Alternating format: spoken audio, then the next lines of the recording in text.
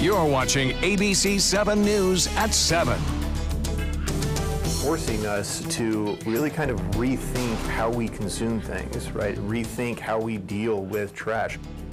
Schools are still recycling but are being forced to make changes after China banned plastic and mixed paper imports. Is this because of the tariffs imposed by President Trump? Good evening, everyone. I'm Alan Cohen, and welcome to ABC7 at 7. We'll have more on recycling in the schools in a moment. But first, our top story tonight, Hurricane Florence is just hours away from making landfall. You are looking live at Cape Fear in North Carolina and Kitty Hawk, North Carolina. The wind is picking up and the sea level is rising. More than 20,000 people on the coast are already without power. Let's check in with Chief Meteorologist Bob Harrigan now with the first alert forecast. Bob. Well, the biggest story on this storm is the fact that it's slowed now, Alan. It's down to a snail's pace, moving off to the west-northwest. Bad news. Good news, it weakened, obviously, but we're not too concerned about the wind anymore, even though it is still a Category 2 and can do much damage. It's more the rainfall and the heavy storm surge expected to hammer the Carolina coast, not just through tonight, not through tomorrow morning, but all day on Friday, and possibly continuing on into Saturday morning. That's the big story today, is the fact that it's slowed now to less than 5 miles an hour motion.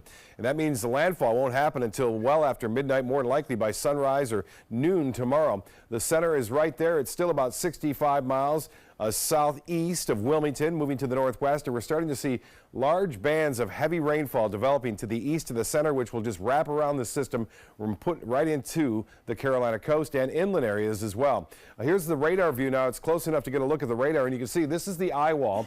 It's not fully developed on the east side, but these just continue to wrap around, and you'll notice we didn't have much red and green earlier, and now it's really flaring up there with a big line of heavy storms. Even a secondary eye appears to trying to develop right there, and it's all spinning right on into the Carolina coast near Jacksonville, also into Wilmington, getting some pretty windy conditions right now. As I mentioned, the storm is about 65 miles due southeast of Wilmington, pushing off to the west-northwest, very slow, at around 5 miles an hour, and that would take a long time to move on in, over 12 hours again. So looks like landfall won't happen until after sunrise tomorrow. It's over some warm water too. Top winds are at 105 miles an hour, and those could go down just a little bit, but I don't think it's going to go down much because it's over that Gulf Stream right now. There's the forecast cone. This is Friday afternoon at 2 p.m. Just then making landfall as a Category 1 hurricane possibly. And then sticking around through Saturday, still a tropical storm, still drawing a lot of moisture and rain right into the Carolina coast. Eventually, the high pressure, which is holding it down, erodes a little bit as a trough moves in and kind of weakens it. Then it takes off to the north and eventually to the northeast on Monday and Tuesday of next week. So a lot to go, and there's the water temperatures now underneath the system. Now these will cool down a little bit as we see some upwelling due to the heavy surf and high waves here, but right now these are very warm and adds to the intensity of the storm, so it's not going to weaken at this point, at least for the next 24 hours, I suggest, to a much smaller storm. But there's one of the buoys right here. We'll take a look at time. This is from 7 a.m. this morning. Again, this is at Cape Lookout, and notice how those winds are picking up throughout the afternoon and evening. We had sustained winds now near hurricane force, with hurricane wind gusts being reported already at Cape Lookout, and they're not even close to the center of the strongest part of that storm. Again, it's not that well organized, but you'll notice the deep red starting to develop along that center, tapping into that warm oceanic current there. And as far as the forecast goes with Isaac, we'll have to keep an eye on Isaac. Again, jumping around through graphics here, but this is a storm that not very strong. It's moving to the west, but eventually it will start to curve more northwesterly, and some models, long-range models, put it in to the Gulf of Mexico late next week, and possibility of a tropical depression or even a tropical storm. We'll have to keep an eye on that for you. We'll have much more in the tropics and our local weather coming up in a few minutes. Alan? Bob, and as agencies all around the country prepare to help those being impacted by Hurricane Florence, another one of our local fire departments is ready as well. While Sarasota County has already sent some teams to assist with preparations for the massive storm, the Venice Fire Department is preparing to call in once Florence is hit. The department has a team on standby to head to the Carolinas. The team consists of 3 personnel and a Venice fire engine. The same team has gone to help other neighboring communities in the past who have been hit with catastrophic damage. We've been placed on standby by our region through the state, and we have a team available, 3 personnel and a fire engine that we've been placed on standby to deploy if needed. Once government officials and law enforcement say it is safe for them to come, they will be deployed. Remember, if you still need to get a plan in place for this hurricane season, we're here for you. Just go to our website, mysuncoast.com. Under the Weather tab, you will find the link to our 1-hour hurricane special, Surviving the Storm, and a printable 2018 hurricane guide. Remember Republican State House candidate Melissa Howard and her fake degree? Well, it appears public humiliation and having to drop out of the state representative race wasn't the end of it. State's attorney Ed Brodsky tells ABC7 Howard will be signing a deferred prosecution agreement tomorrow morning. She'll be put on probation, be required to work community service, and pay a fine. The Manatee County Sheriff's Office has concluded Howard, quote, intended to defraud when she touted a fake diploma from Miami University of Ohio. Howard ultimately dropped out of the race for House District 73. We all remember the tragic ending to the Amber Alert for a missing boy in Largo. Turns out, the day before 2-year-old Jordan Bellevue went missing, a case manager warned his parents could once again be taken from them. The case manager delivered the warning on August 31st during a visit with the toddler's mother, 21-year-old Cherise Stinson. The next day, the boy disappeared, and a few days later, his body was found. Stinson has been charged with first-degree murder. Earlier this year, the boy's court-appointed child advocate told a judge he should not be returned to his mother, but her objection was overturned. A Sarasota neighborhood can rest easy tonight. A man is now in jail connected to more than a dozen burglaries in 2 weeks. Sarasota deputies say Adam Lehman is responsible for stealing from 16 homes in the South Winds Mobile Home Park. According to investigators, Lehman admitted to committing all 16 burglaries. They have reason to believe he may be connected to others. He is now facing 17 burglary charges. 8 counties and 2 cities will divide $500,000 the state has set aside to help in the reduced bear-human conflicts.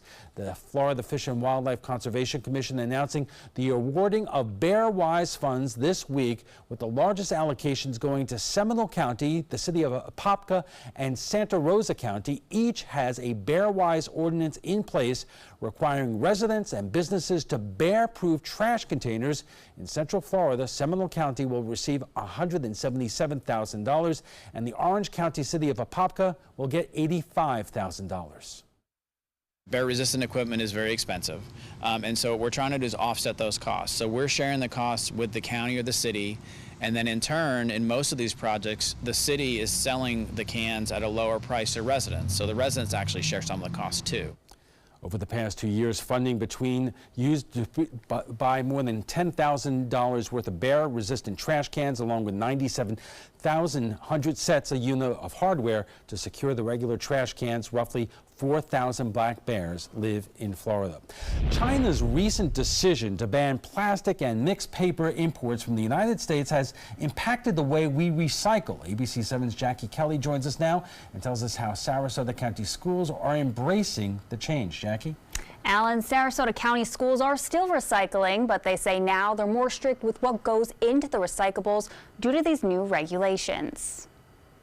I don't necessarily know where my trash goes, and I think a lot of people don't necessarily know where their trash goes. USF Sarasota Manatee economics instructor Michael Snipes says that America has been sending a good portion of our recyclables to China for a while, mostly because it was cheaper to recycle there than at home. America, however, recently started tariffing Chinese goods. Steel and aluminum were the ones that got the big headlines, but we've got tariffs on agricultural goods, manufacturing goods. We've got tariffs on a lot of different Chinese goods. Snipes says he doesn't believe these tariffs are the sole reason why China stopped taking our recyclables, but it could be a factor. So they didn't just stop importing garbage and recycling from the United States. They stopped doing it from everywhere, from Australia and the UK, from the United States. They stopped doing it everywhere. So there might be some truth to it being related to the tariffs, kind of retaliating against the tariffs, but I think in a bigger picture, I think they just got tired of being the world's garbage can. And because of that, America is starting to back up. Now we have to deal with all the trash and all the recycling that we previously didn't have to deal with.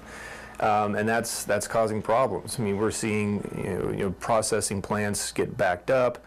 We're seeing a lot of trash starting to build up and a lot of recycling starting to build up. Sarasota County School District says that this has caused a reduction in the amount of materials that it recycles. Before, it was okay for there to be some liquid left in bottles, but now any sort of contaminant will no longer be accepted. The district says it is trying to make people aware of these changes. I know there's been flyers put out, and my understanding is those are in the cafeteria, so that would help guide not just the students, but also any members of the staff that with the changes of whatever, what those changes are and where they go. Some schools are also encouraging students to police the recycling bins, taking out anything that would otherwise be sent to the landfill. It's hoped by educating to students the importance of recycling and by making everyone aware of the changes that they can keep the school green. I think it's just evolving with some of the newer regulations, if you will, to make sure that we're maximizing our recyclables and making sure that the intent is to, in fact, recycle and not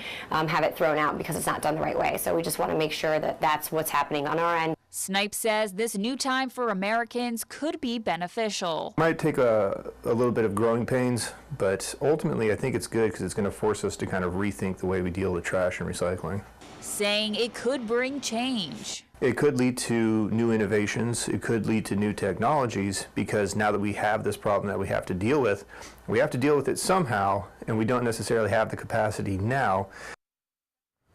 Now, this isn't just affecting the schools, but everyone at home as well. Uncontaminated plastic, paper, metal, and glass can go into the recyclables, but things like plastic bags, pizza boxes, and milk cartons cannot. Also, when recycling, you shouldn't place your items in a garbage bag. All right, Jackie, thank you very much. We throw nothing away at the Trapezoid and no recycled arguments, too. The Trap is next.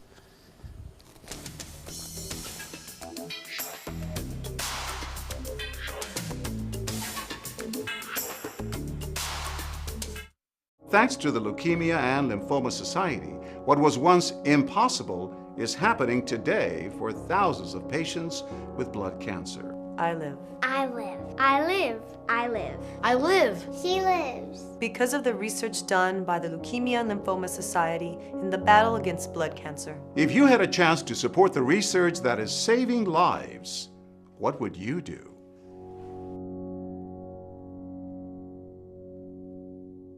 It's Venice Toyota's monumental model year-end clearance. Rates are rising. For a limited time, 0%. New Toyotas, $8,000 off. With Camrys and Corollas, your choice from $19,900 to $15,000. Shop 24/7 at VeniceToyota.com. Did you know you could get life insurance for less than 32 cents a day? With guaranteed acceptance whole life insurance through TrueStage, you can get up to $25,000 in protection with a single phone call. TrueStage can help free your family from immediate financial stress when you're gone. Utility bills, mortgages, car payments, those are a lot of things that can add up pretty fast.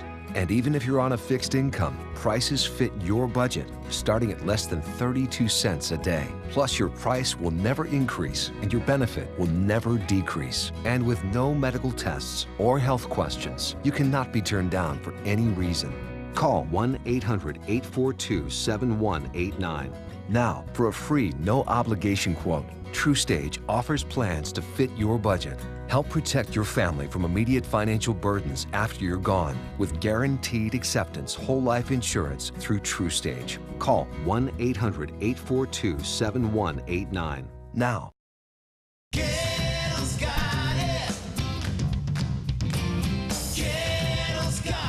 Gettle's got what you're looking for at Gettle.com. 17 new car brands, over 1,000 used vehicles, prices and payments you can afford. Credit help if you need it, and they pay cash for your old car. Plus, Gettle Pre-Owned Certified Plus means buying with peace of mind. Need service? Gettle's got that too. Gettle's got it. Visit Gettle.com.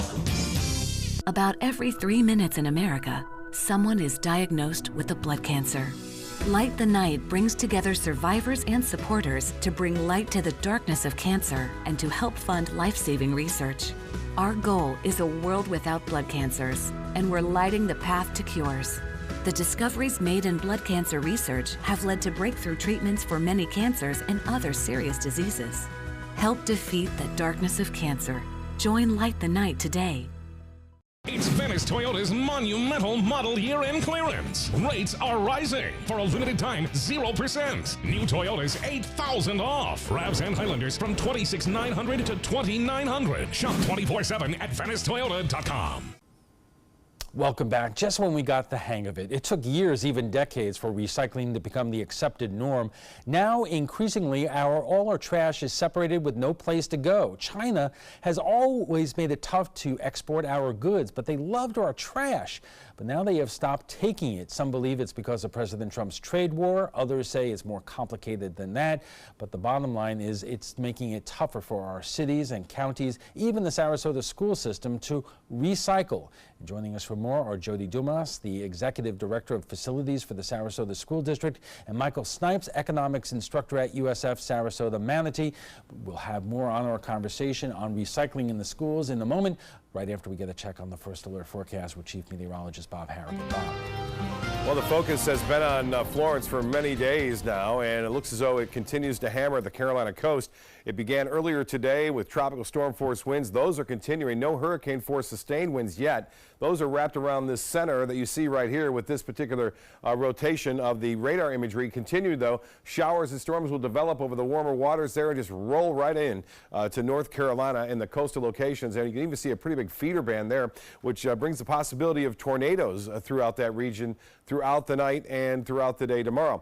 For us, a line of intense storms starting to pop up again, like we saw last night, as expected, further inland. That sea breeze had a chance to penetrate a little bit further inland. The east coast breeze a little delayed this afternoon, but it's there. And just as we expected in the western portions of Hardee County, where these meet, these outflow boundaries tend to explode these storms as they have nowhere to go except for up, creating these intense thunderstorms that we're seeing right now near Wauchula and to the west, and now into Manatee County. We're starting to see some activity developing just to the north of Mayaca City and near Parrish as well. These boundaries will kind of converge. We'll see more storms developing here along the coast later on tonight as these boundaries will eventually head that direction, bringing with it a chance for some big storms. Well, the tropics active to say the least. It looks as though we're going to continue to watch 5 separate areas. Florence, we have Joyce, we have Helene, we have Isaac now into the eastern Caribbean, and we have this disturbance, which is moving away from us toward Texas and Mexico.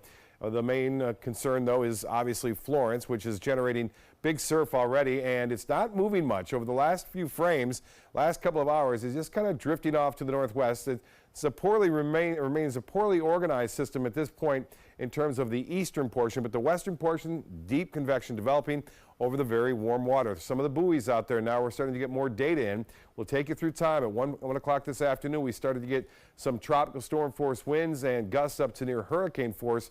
As of late, we're talking winds in excess of 75 miles an hour. You can see that gust to 77 there, and that's near Cape Lookout. This one out in the Atlantic just a little bit, but winds sustained there right now at 50 miles an hour for the most part. Look at that gust just recently, just came in 97 mile an hour gust with this particular location, which is right on the land near Cape Lookout. That's called a Seaman Station. Now, as far as that storm surge goes, it's not going to be just a one and done. It's going to be continuing to hammer each high tide that occurs over the next couple of days. And high tides happening around midnight and noon. That's when the water levels will be the highest. We could get as high as 13 feet. And that storm surge, along with the tide, will cause significant problems and destruction throughout the day tomorrow. Well, here's a look now at the life-threatening flooding problem as well. So it's not always the wind. In fact, 9 times out of 10, the water does more damage and destruction than the wind does. So although it's going down to a Category 2, that doesn't mean much in terms of destruction. Now, Power outages expected to be widespread, already in the tens of thousands, expected to go into the millions before it's all said and done, it looks like. Well, the tropical tracker is showing this system, Isaac, not very strong. It's a weak one. It's expected to move on this westerly course down in the Caribbean. Conditions could become a little bit more favorable, say after the weekend in the northeastern portion of the Caribbean. And notice these models are trending into the Gulf of Mexico. So that one bears watching, especially into midweek next week. We could see some of that moisture, and you can see some of the forecast models. This is the European suggesting that it stays as a closed low right through Jamaica and then eventually off toward Cuba. So it gets into the Gulf of Mexico, and that would be on Wednesday and Thursday of next week. And we're not out of the woods yet, but the news is it wouldn't be a very strong system at this point, we think. For boaters, the sea's running 1 to 2 feet. There'll be a light chop on the bays and inland waters as far as the 7-day forecast goes. Only a slight chance for showers, maybe a few coastal showers in the morning, and then we start to pick up next week. We'll be watching Isaac in the progression by Wednesday and Thursday of next week. Alan will be back with his guest right after this. Attention. On January 1st, 2018, the United States Tax Cut Act officially became law. This law also changes Obamacare. If you are uninsured or struggling to afford your current health insurance, there is now immediate relief. Health insurance that's not high-priced Obamacare is now available. Call the Health Insurance Helpline now. It's free. The cost for health insurance has been a serious problem in America, but now the law has changed. So many people don't get the insurance they need because they just don't call. Don't spend money you don't have to spend. Call now. It's free. If you are uninsured or unable to pay for ACA coverage, call the Health Insurance Helpline now. Get what you deserve. Call to see if you qualify for health care or dental coverage that starts immediately. Don't delay. Call now. It's free. Call 800-307-8167, 800-307-8167. Call 800-307-8167 now. Call to see if you qualify to enroll in a Medicare Advantage plan right now. At Humana, we believe great things are ahead of you when you start with healthy. And part of staying healthy means choosing the right Medicare plan. Humana can help. With Original Medicare, you're covered for hospital stays and doctor office visits when you're sick, but keep in mind you'll have to pay a deductible for each. A Medicare supplement plan can cover your deductibles and coinsurance, but you may pay higher premiums than you do with other plans, and prescription drug coverage isn't included. But with an all-in-one Humana Medicare Advantage plan, you could get all that coverage plus Part D prescription drug benefits, all for an affordable monthly plan premium, and in some areas, no plan premium. It's all described in this free book. Call for yours and discover how an all-in-one Medicare Advantage plan from Humana could save you money. There is no obligation and the book is free. Call or go online right now. My name is Haley. I have Fragile X syndrome. I work with Chartwells at Einstein's and FAU. I like being up front and interacting with students. The students are very nice and very hungry. Having a job is a big ticket for independence. Hi, this is Dan Marino. When your business recruits people with disabilities, everybody wins. To find out how, go to abilitieswork.employflorida.com. Okay, so what would you bring to my company? What do you need? I need problem-solving skills. I got through high school without a car, a phone, or a computer. No college degree, though. Not yet, but life's taught me a lot, and I'm ready for more. Well, you're not the typical kind of candidate that I hire. But you are exactly what I'm looking for. Your company could be missing out on the candidates it needs most. Learn how to find a great pool of untapped talent at gradsoflife.org. Welcome back. We are talking about how the trade war is impacting recycling. Joining us for more are Jody Dumas, the Executive Director of Facilities for the Sarasota School District, and Michael Snipes, the Economics Instructor at USF Sarasota Manatee. Gentlemen, thank you for joining us. And Jody, let me start with you. At what point did the school district have to start making changes in terms of how it recycles? Well, unfortunately, we got alerted to the changes that were going to be brought to us this year right before the school year started. So we were kind of getting ready to start school, getting schools ready, custodians cleaning up, making sure we're ready for students.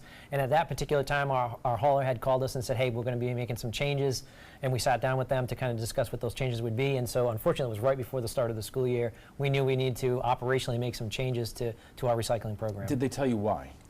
Yeah, I mean, they mentioned that they were having trouble marketing the product. And so, you know, we contract with a hauler who brings it to a processor. That processor has to go to a buyer. Processors no longer have buyers, you know, waiting for product. And so it's no longer profitable for them to sell some of the products. And so as a result, you know, haulers cannot get rid of the product like they once could. They're passing that back to us. And so with some restrictions on what can go into the material. Michael, we're talking about whether or not this is connected to President Trump's trade war with China and that it's a retaliation. But I talked to some of the companies involved and said, you know, a large part of this really kind of the wheels were set in motion before the trade wars and the tariffs took place, that China kind of made a decision it doesn't want to take the world's garbage anymore. Yeah, and I think that is probably the closer to the truth as to kind of why China decided to stop taking, you know, other countries' garbage and recycling just in total. I'm sure that probably the fact that they can kind of treat this as a form of retaliation for the United States might just kind of be icing on the cake. But ultimately, big picture, again, like you said, this is something that had been in the works for a while and doesn't necessarily have a whole lot to do with tariffs directly. But how does this work? China was taking recycled materials from the United States and other countries and doing what with it? That's a good question, and like we saw in the segment before this, I will freely admit that I don't necessarily know what happens to our trash once we throw it away. And I think a lot of people don't necessarily know what happens with our trash and recycling when it gets thrown away. I think you would probably be able to speak a lot more on that, but I think it's something that's interesting that you wouldn't normally think of garbage or recycling as an exported good. Yeah, you know, we were surprised actually to learn that a lot of our recycled materials, when we put in the recycling bin and the hauler takes it, is actually not getting recycled. Many times it's going directly to a landfill because it can't be marketed, it's contaminated. So it's frustrating for us, and I know it's frustrating for residents to know that, hey, I think I'm recycling, and in many cases you may not be. It may be going to the landfill. Okay, we are just getting warmed up. Our conversation on recycling in the schools and elsewhere will continue right after a quick break. Stay with us. I heard about the Dotoli Cancer Center through friends of mine who had been treated here and were very pleased with the treatment. If there is prostate cancer, we at the Dotoli Cancer Center will find it using 3D color flow Doppler ultrasound. And that helped precisely identify where my cancer was. I can tell you that you will not find a finer, more professional team of clinicians anywhere in the world.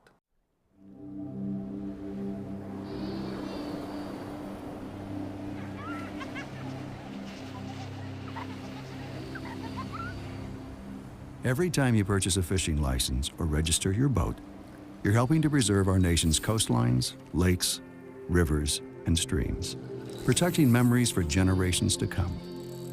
Learn how your participation in boating and fishing can help the environment at takemefishing.org/conservation. Well, Thomas, you've got prediabetes. But with more exercise and a change in diet, it can be reversed. I've tried exercising. It just makes me hungry for bacon. I love bacon, too. And who really likes to exercise? Not me. Me neither. Nobody. So we're good? What? Oh, you still have prediabetes. Big time. I used to dread getting up and going to work. I was done with the corporate grind. I was tired of being a starving artist. And I started looking around for a business that I believed in, and I kind of wanted to do something a little more green. My SCORE mentor helped me take the first step. He helped me create a business plan and helped me implement it. They've really taught me how to think big. SCORE helped me to make the unimaginable possible, all for free. I'm here because of SCORE. I'm here because of SCORE. Get your free business mentor at SCORE.org. Soldiers in the Army National Guard live up to a set of time-honored principles. I will always place the mission first. They stand ready to respond to any crisis. I will never accept defeat. They serve in their communities as citizens and as soldiers. I will never quit. They train part-time to be ready to serve at all times. I will never leave a fallen comrade. Learn more at NationalGuard.com. We just finished dinner and it was time for homework. He hates homework. It makes no sense. I don't know how he finds anything in his I backpack. can't find my backpack. I couldn't even read his handwriting. Holding the pencil makes my hand hurt. I know he's bright. Why is it so hard for me? He's just trying gotta as try a hard little as harder. I can. When you can see learning and attention issues from their side, you can be on their side. Go to understood.org, a free online resource with support and tools to help your child thrive. To be able to just get my son here and not think about how we will pay for it, it just takes so much weight off of my family. St. Jude allowed me to focus on being a mom to Bryce. And sometimes I'm just in awe of the impact St. Jude has, not only on this community, but the world.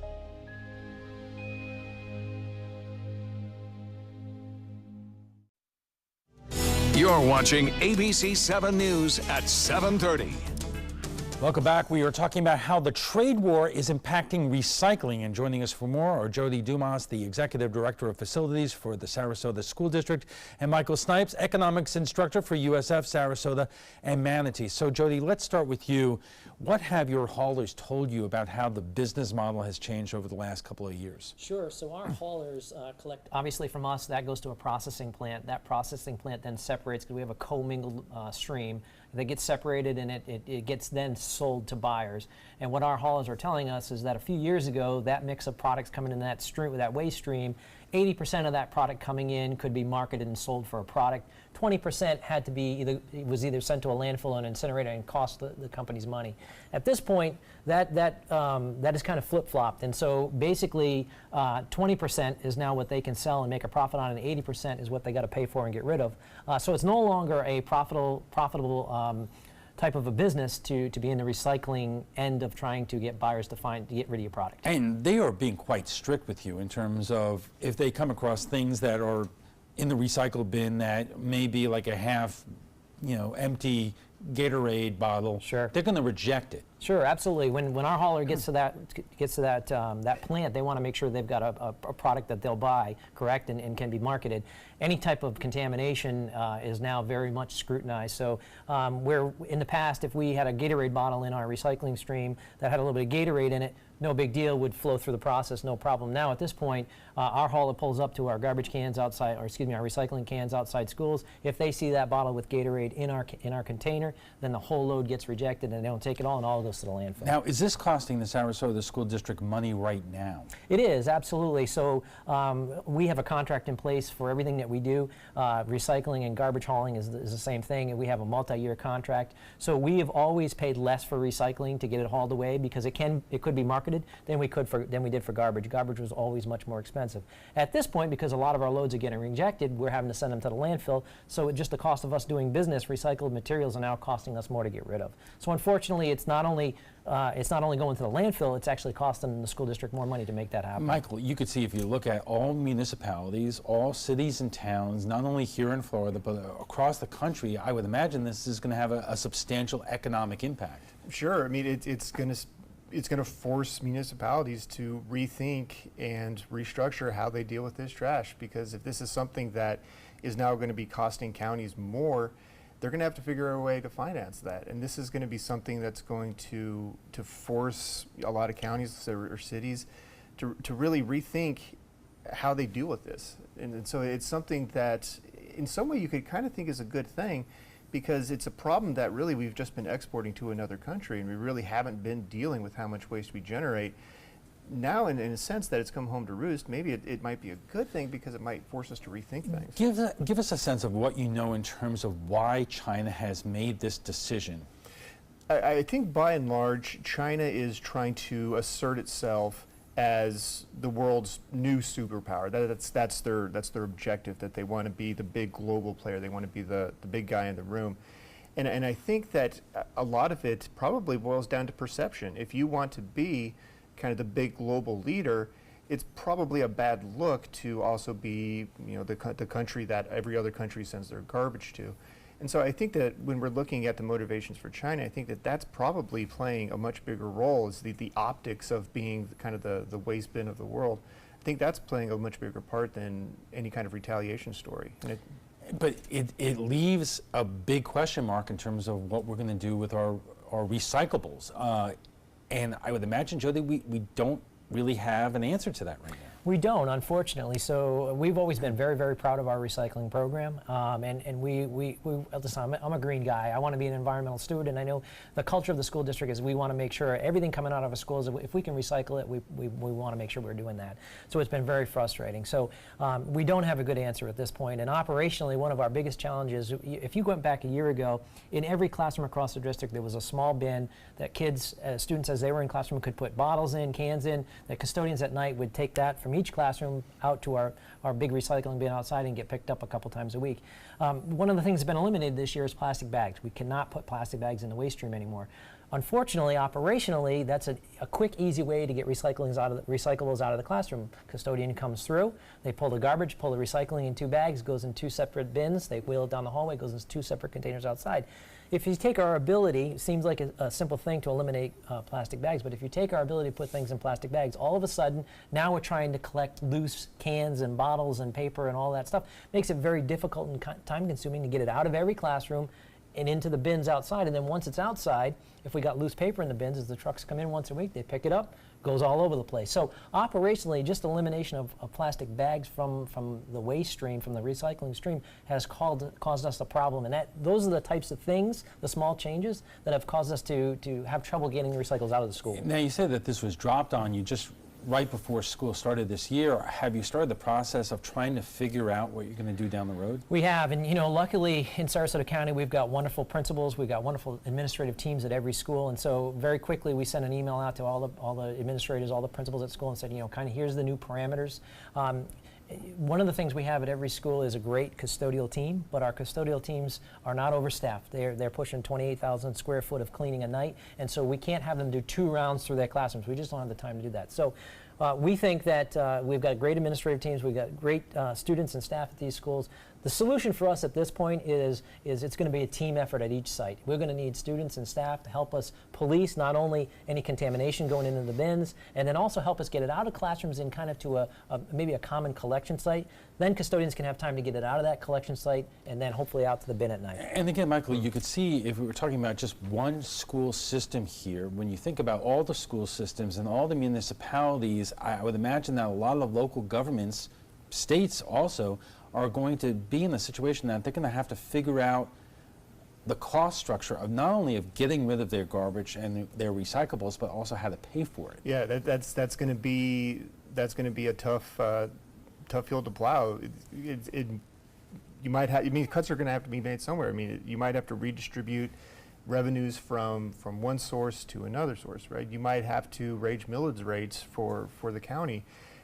Now that the counties are being forced to deal with this issue, something's got to give, and it might be raising tax rates in order to pay for this. It might be making cuts in someplace else. Last question: do you think that if all of a sudden the president reached some kind of trade deal with the Chinese to get rid of the tariffs, it's going to make any bit of difference on this subject that we're talking about? I doubt it. Again, I think it goes back to that idea that really, from China's perspective, it's just kind of an issue of optics. They don't necessarily want to be seen as having that role in the world anymore, because they're trying to assert themselves as kind of the big global force now. So I don't know if striking a trade deal with China would necessarily do much to change the dynamics that we have with China on this issue. All right, gentlemen, thank you very much for joining us tonight.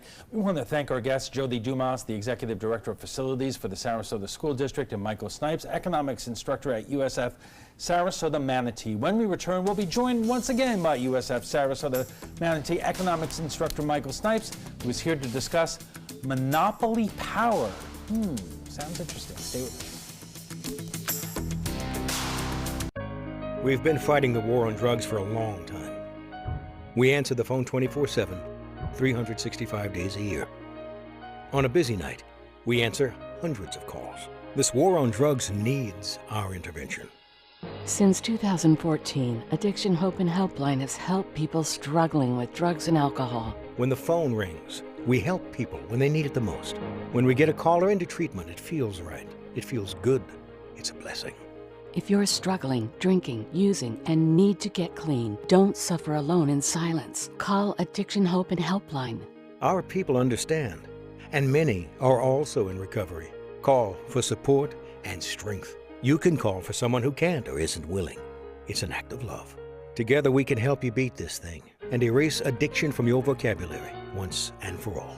Call 800-871-1644. 800-871-1644. Did you know you could get life insurance for less than 32 cents a day? With guaranteed acceptance whole life insurance through TrueStage, you can get up to $25,000 in protection with a single phone call, and you cannot be turned down for any reason. Even if you have health problems or are living on a fixed income, guaranteed acceptance whole life insurance policies could work for you, with prices starting at less than 32 cents a day. That's as low as $9.40 a month. TrueStage can help free your family from immediate financial stress when you're gone. Utility bills, mortgages, car payments, those are a lot of things that can add up pretty fast. My mom didn't have life insurance and the cost all fell on me. And that's expensive. We're still paying for that. Yeah, we're still paying for that. Call 1-800-218-4991 now. In one phone call, you can help prepare your family with protection amounts up to $25,000. There are no medical tests or health questions. And remember, you cannot be turned down for any reason. In fact, TrueStage policies are already protecting over 18 million Americans. And rates are designed to be affordable, starting at less than 32 cents a day. That's as low as $9.40 a month. Plus, your price will never increase and your benefit will never decrease. When I leave, everything will be taken care of for them. Call 1-800-218-4991 now for a free, no-obligation quote. TrueStage offers plans to fit your budget with prices starting at less than 32 cents a day. Help protect your family from immediate financial burdens after you're gone with guaranteed acceptance whole life insurance through TrueStage. Call 1-800-218-4991 now. Welcome back. Monopoly, it's not only the name of a board game that usually ends up with somebody in the family flipping the board over. Greg? There's so much more. Here to explain is Michael Snipes, and our economics instructor from USF Sarasota Manatee. Take it away, Michael. Wonderful to be here. So yes, before we talk about what monopoly power is, I think it'd be a good idea to kind of have at least an understanding about what a monopoly is. So a monopoly is essentially a scenario in which we have just a single producer. We have one company producing one good. And there's a number of reasons why that might be, right? But it ultimately boils down to an issue of, well, there's some sort of barrier to entry here. So it could be that the government might impose or allow a monopoly to exist. Maybe they control all of the inputs. But when we're talking about monopoly power, essentially what we're talking about is well, how much ability do they have to control the price? And so, right, so much for the mustache. Live TV, right? We're going without in that. And so there's a number of examples that we think about, right? Probably the best example of kind of a pure monopoly these days is a company called Luxottica. They have a monopoly over almost all of the brands, almost all of the optometry clinics, almost all of the eye insurance. They're probably the best example of a monopoly that we have these days. But back in the day, during the Industrial Revolution, we had Standard Oil. Microsoft also was involved with a lot of antitrust lawsuits. So it really does kind of come down to the question, well, are these monopolies, are they ultimately something that is good or bad for the economy? And we're not necessarily going to try and answer that question directly, but really just kind of address some of the issues that go along with it, right? So from a certain perspective, you could say that, well, maybe monopolies are more efficient. You're dealing with a single seller. You don't necessarily have to go to a lot of different choices. You have one choice. That could be something that could reduce search costs. So there are some potentials there for some sort of efficiency. It could be that we could avoid duplication in production. We don't necessarily have 5 different companies putting up power lines. We have one. That's an aesthetic value. And it could allow us to take advantage of what are called economies of scale, which is essentially just allowing things to be a little bit more efficiently produced by one company. But that's certainly not to say that it's all good news when we're talking about monopolies. A lot of the times, well, if we have just one company that we're buying from, there's less choice for the consumer. And from the consumer's perspective, we like choice. Less choice is worse. They typically tend to have lower output. And as I'm sure we're all familiar with, when we buy something from Microsoft or one of these monopolies, we're almost always paying higher prices. And ultimately, what we talk about when we're talking about lower output, higher prices is something that economists call deadweight loss. And so it's just this idea that when we're dealing with monopolies, a lot of the time consumers tend to lose out. And also, one of the things that we're seeing a lot of, especially with Amazon, is sometimes it allows these big companies to go in and try and manipulate the market, right? Maybe they'll try and manipulate things with workers. Maybe they'll try and manipulate prices. So when we're looking at monopolies and whether or not they're a good thing or a bad thing, it really is a bit of a mixed bag. You can't necessarily say definitively that monopolies are a good thing or a bad thing. Unfortunately, kind of a lot of things in economics really just kind of depend upon the perspective that you're looking at things from. From a consumer's perspective, less good. From a producer's perspective, they certainly like monopoly power. Oh, I guess you got the get out of jail card. There you go. Michael, thank you very much. Michael Snipes joins us every Thursday to discuss the wild world of economics. When we return, President Trump doubting the death toll numbers from Puerto Rico due to the hurricane from last year. Are other politicians backing him up? Right now, let's get a final check on the first alert forecast from Chief Meteorologist Bob Harrigan. Bob. Well, on that Monopoly board, there's North Carolina Avenue. And I'll tell you, the property values there may be going down as a result of these heavy winds that are already there. I wanted to show you this. I've been checking the buoy data, and they've had sustained winds, hurricane force now at Cape Lookout, which is not all that incredible. But what's incredible is the fact that the storm center is still some 60 to 70 miles away from there. So this storm is massive in terms of its far-reaching effects, and that's a result of it going back and forth from a Category 1 to a 4, from a tropical storm to a 4, two or three times. Again, gusts up to 97 miles an hour, sustained wind. Now this is right at the Cape. It's not in the water, it's right at the Cape. And we've had gusts up to 97, sustained at 82 miles an hour. This one gusting up to 112 miles an hour. And this is only going to stay that way, I think, through tonight and tomorrow morning. The storm is not going to weaken much. It's going to hold it together pretty much where it's at. It could even see some increase in thunderstorm activity around its center now that it's over some very warm water. So although the winds have gone down below major category status, so with winds going on for that long, that causes a problem. It's constant force for hours and hours and hours will actually make up for its loss in wind speed in terms of destructive damage. Well, look at this. Another line of intense storms developing. We had this yesterday. It's happening again.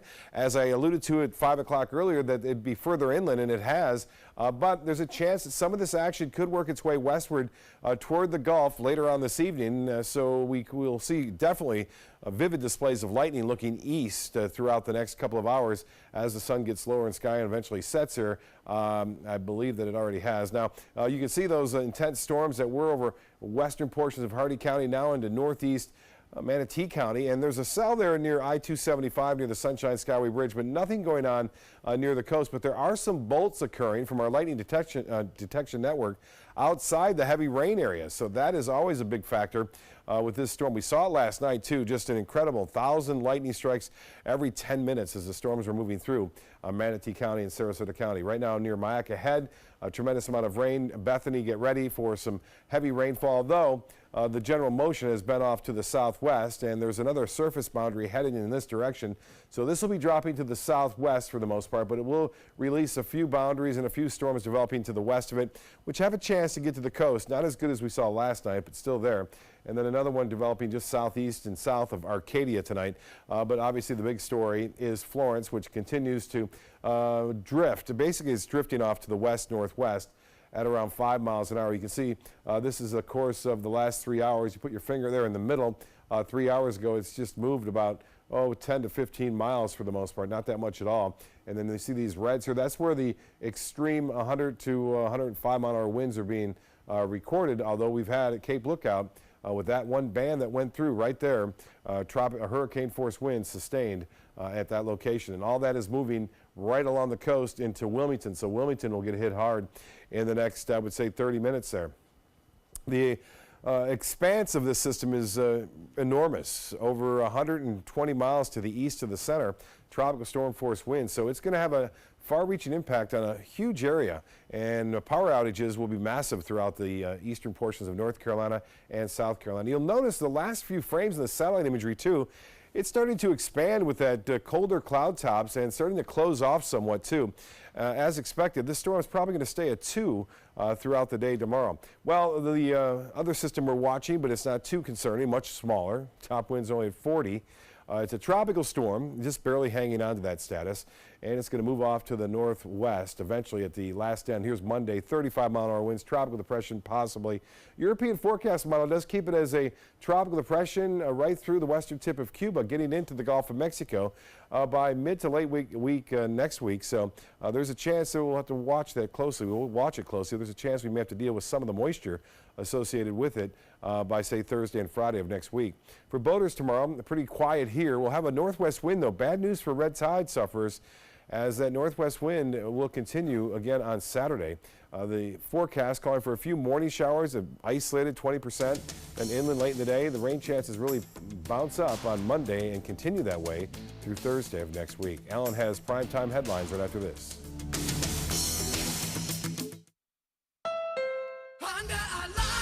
The final 2018 Accord clearance is now during our model year-end clearance sale. Drive new Accords for just $249 a month. Get an Accord, the North American car of the year, for less than the competition. With more standard features than Camry, Honda Sensing, multi-angle camera, turbocharged engine, and more. New Accords, just $249 a month. Your last chance for new Accords, all on clearance this week at your local Honda dealer.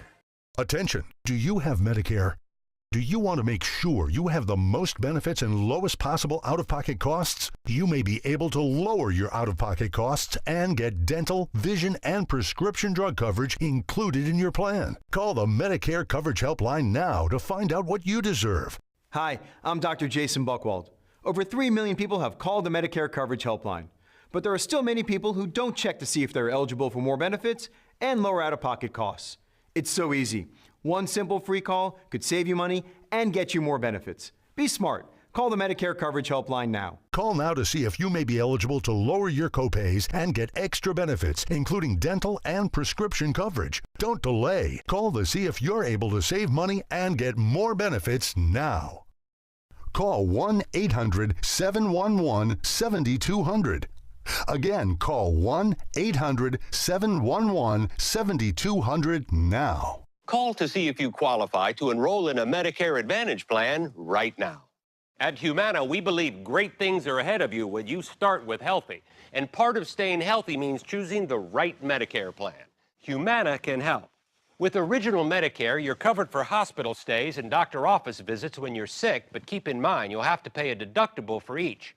A Medicare supplement plan can cover your deductibles and coinsurance, but you may pay higher premiums than you do with other plans, and prescription drug coverage isn't included. But with an all-in-one Humana Medicare Advantage plan, you could get all that coverage plus Part D prescription drug benefits, all for an affordable monthly plan premium, and in some areas, no plan premium.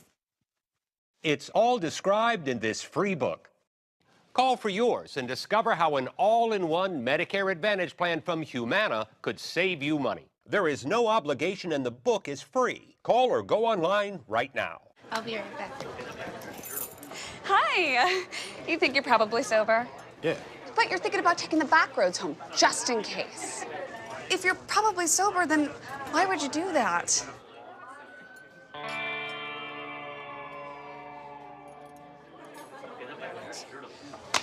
Good choice. Probably okay isn't okay. If you see a warning sign, stop and call a cab, a car, or a friend. That's a full glass of wine. I'll be chatting you later.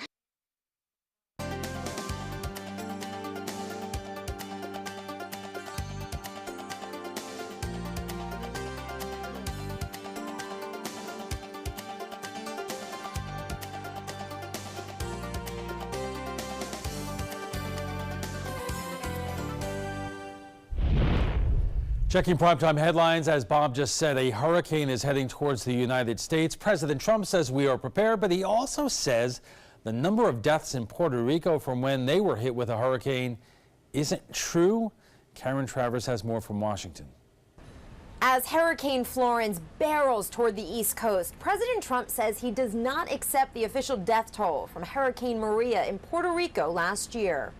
Unappreciated. That's what President Trump this week said about his administration's work last year in Puerto Rico after Hurricane Maria. Puerto Rico was an incredible, unsung success. Today, the president went beyond just defending his administration's handling of the disaster. He said the latest official death toll was inaccurate. The president writing on Twitter, quote, 3,000 people did not die in the 2 hurricanes that hit Puerto Rico. He adds that the increased death toll was, quote, done by the Democrats in order to make me look as bad as possible.